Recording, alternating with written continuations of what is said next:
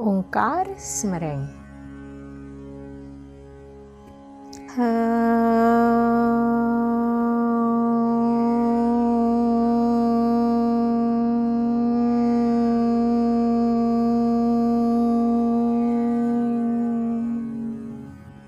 दोस्तों, आज जो कहानी मैं आपको सुनाने जा रही हूँ वो अत्यंत प्रेरणादायी तथा शिक्षाप्रद है।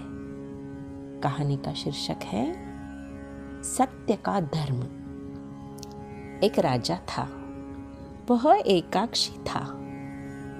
उसके मन में एक दिन विचार आया कि वह अपना एक ऐसा चित्र बनवाए जो देखने में सुंदर हो और मोहक भी हो।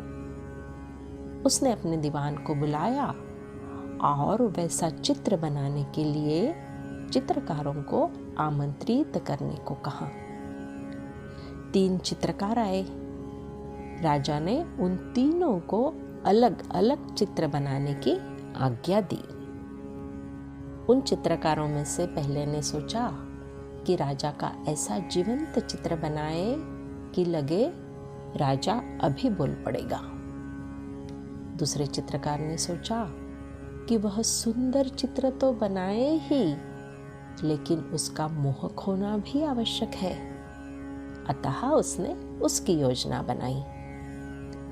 तीसरे चित्रकार ने सोचा कि चित्र ऐसा हो जो यथार्थ से दूर न हो, पर सुंदर और मोहक भी हो।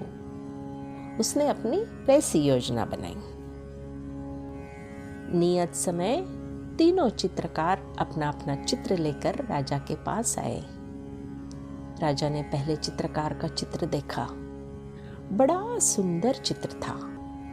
लगता था कि राजा सजीव रूप में सामने खड़ा है। राजा ने देखकर अनुभव किया कि चित्र में सच्चाई तो है, किंतु कड़वी है। चित्र का सच पीड़ादायक है। फिर दूसरे चित्रकार की बारी आई। उसमें उसने राजा की दोनों आंखें दिखाई थी। राजा ने उसे देखकर अनुभव किया कि चित्र में रूप तो है, लेकिन सच नहीं है।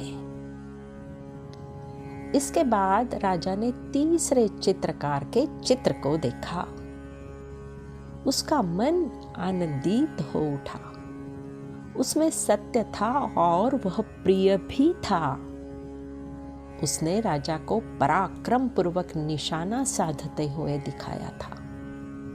निशाना साधने में उसने धनुष की प्रत्यंचा को इतने जोर से खींचा था कि एक आंख तो पूरी खुली थी, लेकिन दूसरी आंख स्वतः ही बंद हो गई थी।